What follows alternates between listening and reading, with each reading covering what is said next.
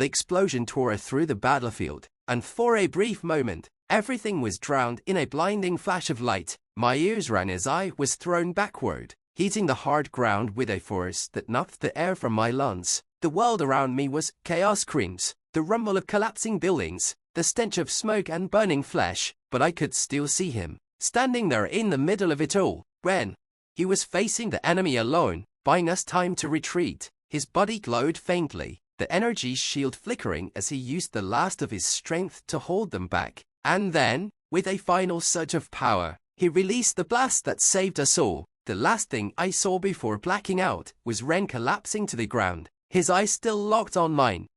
Ren and I had fought together for years. We had trained together, bled together, laughed together. He was always by my side, the one constant in a galaxy torn apart by war. I knew he cared for me more than just as a comrade, more than just as a friend, but I had never been able to give him what he wanted. I couldn't love him the way he loved me, at least, not then.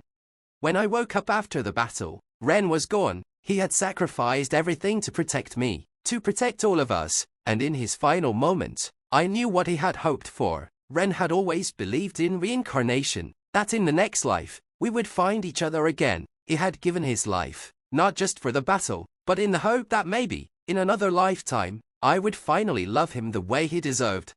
That was the end of one life, but not the end of our story. I don't know how it happened. Maybe Ren's beliefs about reincarnation had more truth to them than I had ever thought, or maybe the universe simply decided we weren't finished yet. Whatever the reason, I found myself born again, with all my memories intact. The new world I was in was different. No war, no battles, just a normal, peaceful existence. But more importantly, Ren was there too.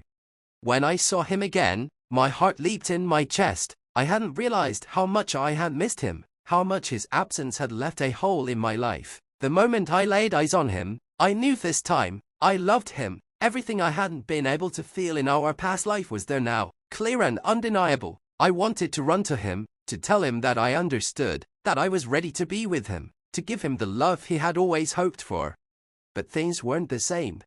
Ren didn't remember, or if he did, he gave no sign of it. He was distant, cold even, like he had built a wall between us. He was still the same Ren in so many ways, skinned, strong, capable, but the warmth, the affection that had always been there for me in our previous life was gone. I couldn't understand it at first. I thought maybe he needed time, that perhaps his memories would return, and everything would fall into place. But as the days turned into weeks, and then into months, nothing changed. Ren treated me like a stranger. Worse than Faith treated me like someone he didn't want to know. It hurt, more than I ever thought it could. I had spent so long not knowing how to love him, and now, when I finally did, he didn't care. The roles have reversed completely. In the last life, he had been the one waiting for me, hoping that someday I'd feel the same. But now, it was me who was waiting, longing for something that felt like it was slipping further and further out of reach. I tried to remind him. I tried to make him remember the bond we had shared, the sacrifice he had made for me. I told him stories from our past life, about the battles we had fought together, about the time he had saved my life on Draxus-7, about the long nights spent watching the stars from the base on Titan. But every time I brought it up, he would look at me with that same unreadable expression and shake his head. "I don't know what you're talking about," he would say, his voice cold and distant. "I'm not the person you think I am." But I knew he was. I could see it in his eyes, in the way he moved, in the quiet strength that had always been a part of him. He was still Ren, he just didn't remember. One night, after weeks of trying to reach him, I broke. We were sitting by the fire, the silence between us heavy with all the things left unsaid. I couldn't take it anymore. "Do you really not remember?" I asked, my voice cracking. "Do you not remember anything from our past life? The battles we fought, the times you saved me, everything?" He stared into the flames for a long time before answering. "I remember the life I've lived here. I don't know anything about the person you're talking about." Tears welled up in my eyes. "You gave your life for me," I whispered. "You saved me, Ren. You sacrificed everything, hoping that in the next life, I'd love you. And now, I do, but you don't love me anymore, do you?" There was a long, painful silence. When he finally spoke, His voice was quiet but firm. "Mo," he said, "I don't." His words hit me like a physical blow, and for a moment, I couldn't breathe. I had never imagined that this could be the outcome. In the last life, he had been willing to die for me, to give everything for me, and now, in this new life, the love we could have shared was gone. I stood up, wiping the tears from my face, and turned away. I couldn't bear to look at him anymore. "I'm sorry," I said, my voice barely above a whisper. "I'm so sorry that I didn't love you when I had the chance." In the end, we were both victims of time and fate. Ren had given his life, believing that in the next life, we would find happiness together, but the next life didn't offer the second chance we had hoped for. Now, it was me who loved him, and he was the one who had moved on. Maybe that's the cruel irony of reincarnation sometimes. Even when we're given another chance, the timing still isn't right.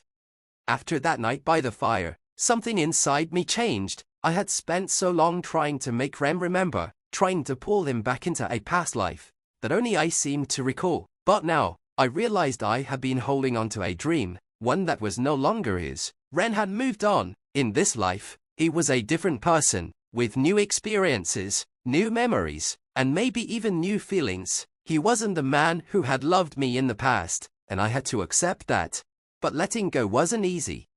Every day, I still found myself watching him, searching for any flicker of recognition, any sign that the Ren I had known was still there. But no matter how many times I reached out, he stayed distant, polite, but detached. He wasn't cruel, but he wasn't warm either. It was as though there was a wall between us that I could never break through. Then, one day, something changed. It was subtle at first, a shift in the air, a quiet tension that seemed to hang between us. I caught him looking at me when he thought I wasn't watching, his gaze lingering a little too long. He would start to speak, only to stop himself. His expression conflicted, as if there was something he couldn't quite figure out. It was a small hope, but after everything, it was enough to make my heart race.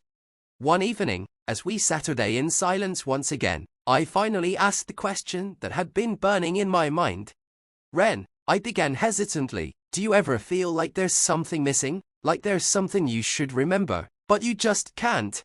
He didn't answer right away. Instead, he stared into the distance, his brow furrowed in thought. When he finally spoke, his voice was softer than I had ever heard it. "Sometimes, it's like there's this feeling, just on the edge of my mind, like something important is slipping through my fingers, but I don't know what it is."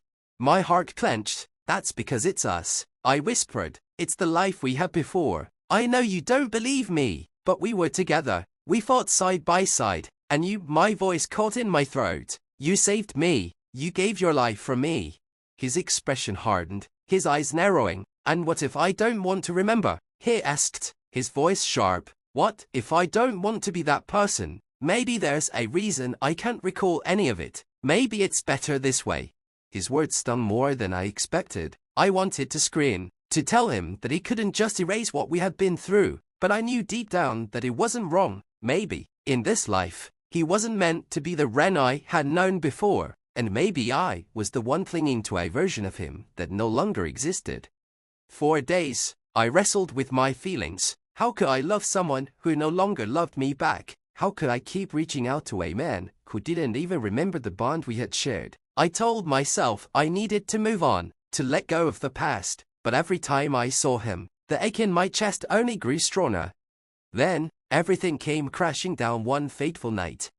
It was raining, the storm relentless as it battered against the windows. Ren and I had been staying at a small outpost on the edge of the city, a temporary shelter while we waited for our next assignment. We had been avoiding each other for days, the tension between us thick and suffocating, but that night, something changed. The power went out, plunging the outpost into darkness. I fumbled for a light, but before I could find one, I heard Ren's voice in the darkness. "Why do you keep pushing this?" he asked, his voice low and filled with frustration. "Why can't you just let it go?" I didn't have an answer. I didn't know why I couldn't let go. Maybe it was because the love I felt for him now was stronger than anything I had ever experienced. Maybe it was because I had spent so long waiting for the moment when we could finally be together, only to have it torn away in this new life. "I can't let it go," I whispered, "because it's real. I love you, Ren. I've always loved you, and I know that somewhere inside, you still love me too. There was a long pause. I could barely make out his silhouette in the dark, but I could feel the weight of his gaze on me.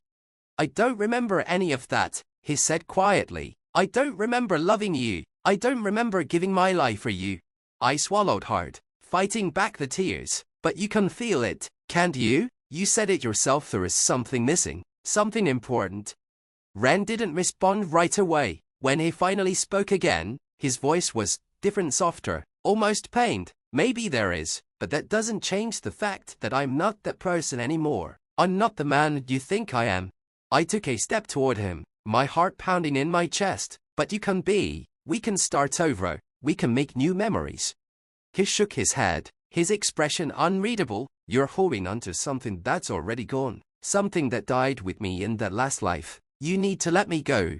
His words were like a knife to my heart, and for the first time, I truly understood. The Ren I had loved was gone. This new life had given him a fresh start, a chance to be someone else, and maybe, just maybe, I had to let him be that person, even if it meant letting go of the love I had for him. I don't want to let go, I admitted, my voice barely audible. I know, he said softly, but sometimes, that's the only way forward. The rain continued to fall outside, the storm raging on as we stood there in the darkness, and in that moment, I knew that no matter how much I loved him, no matter how much I wanted to hold on to the past, I had to let him go. Because in this life, it was him who had moved on,